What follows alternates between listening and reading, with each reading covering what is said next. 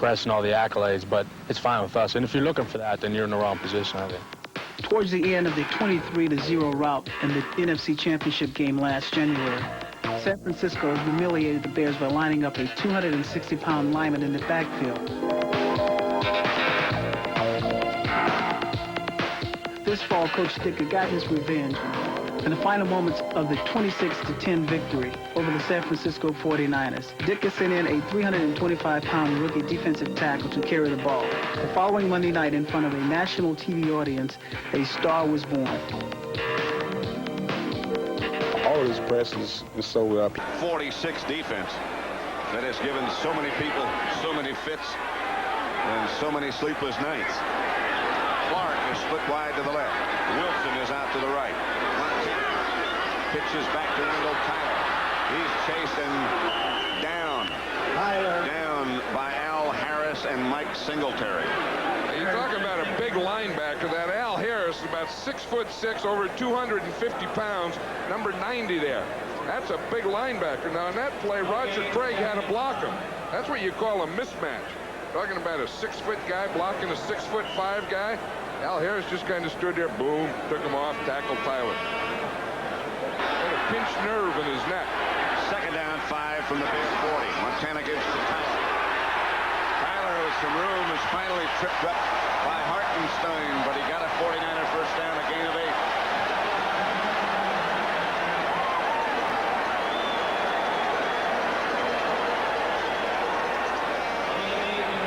They're working over in that left side. Watch the left guard there, John Ayers, number 68.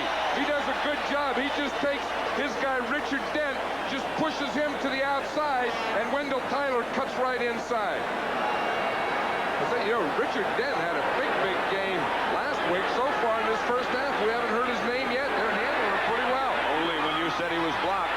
First down. The option play by Solomon. Back to Craig. How'd he get the ball? This is one of the wrinkles that the 49ers had ready for the Bears. Solomon at quarterback, running the option. Freddie Solomon ends up at quarterback. Joe Montana ended up outside as a receiver. Look, here's Freddie Solomon. Joe Montana's out here playing receiver. Freddie Solomon's going to come right down the line in the option. Watch him now. You see, he fakes in there, fakes the dive. He's keeping now. Then he throws out there. When Hartenstein takes him, he throws the pitch to Craig. Who would have the yard line? First and goal from the 4. The pitch is back to Craig. Craig is cut down by Singletary at the 2. Looked like he had a wide open alley, but from nowhere came number 50. You talk about guys getting psyched up to play and ready to play. This guy, Mike Singletary, looks to me that he's always ready to play. 49ers did something else different that time. They had a guard in the backfield, McIntyre, Guy McIntyre, instead of Wendell Tyler, blocking for Roger Craig.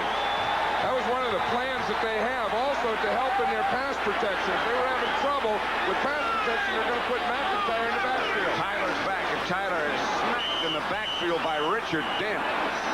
Lucky to hold on to the ball. Richard Dent came firing off the right side and did a tattoo number on Wendell Tyler. Tyler's getting up. Look, where did that guy come from? Richard Dent hit Tyler about the same time that he got the ball, and as you said, Tyler's lucky he didn't fumble that ball. Watch Dent on the penetration right there. He just goes right inside of someone. Tyler just gets him.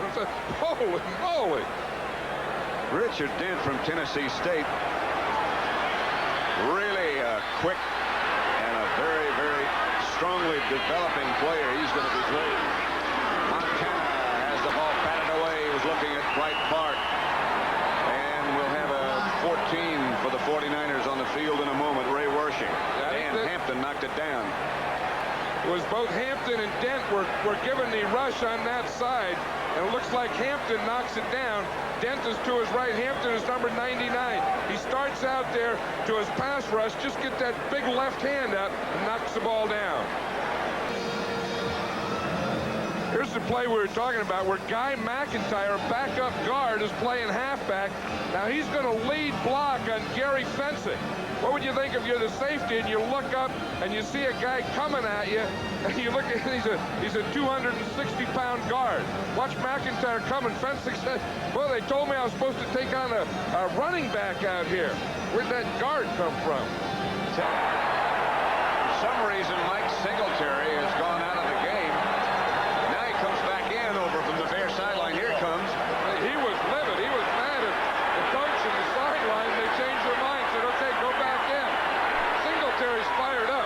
They take Brian Cabral back out, and Singletary's back. And the handoff is to Tyler, and Tyler barrels into the end zone. 49er touchdown.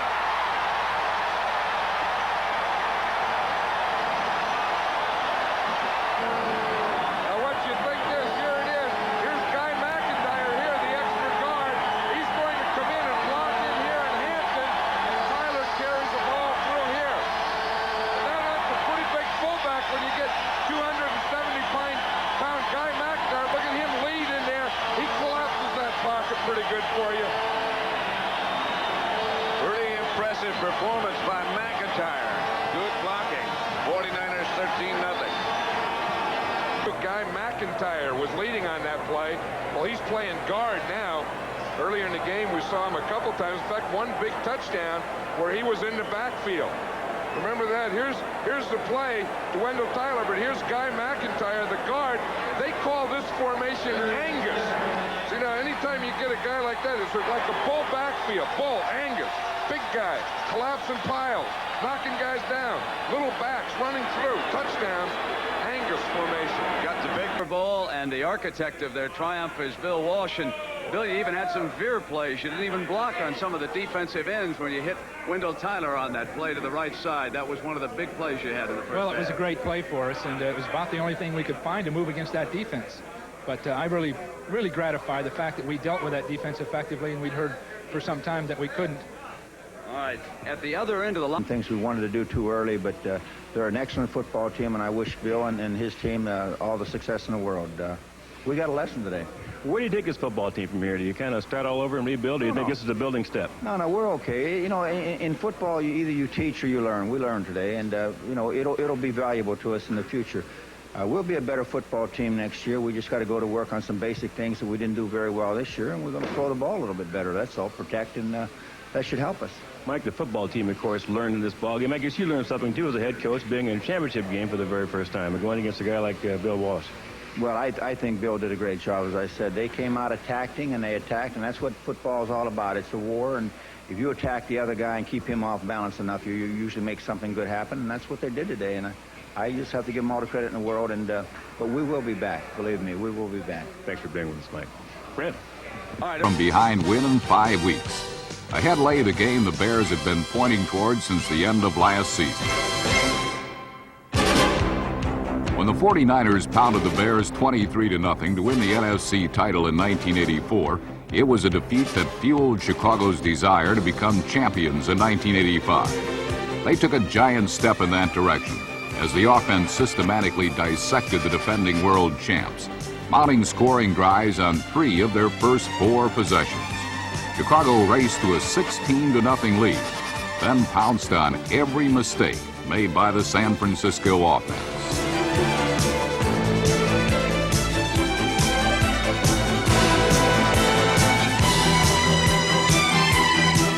Both the Bears defenders and the Niners themselves turned the contest into a comedy of errors. Then in the final moments, Coach Mike Ditka paid San Francisco back with interest for last year's defeat by unleashing enormous rookie defensive tackle William Perry as a running back. Perry would have ample opportunity to hone his rushing skills later in the year, but for the moment, the finest ball carrier in the business, Walter Payton, was the best man for the job.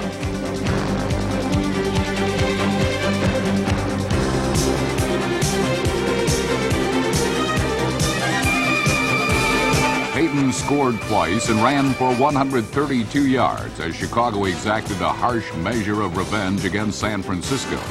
The 6-0 Bears could now truly sense that their star runner might finally get his chance to be on a championship team. Certainly the legacy of Payton's career proved that no athlete was more deserving.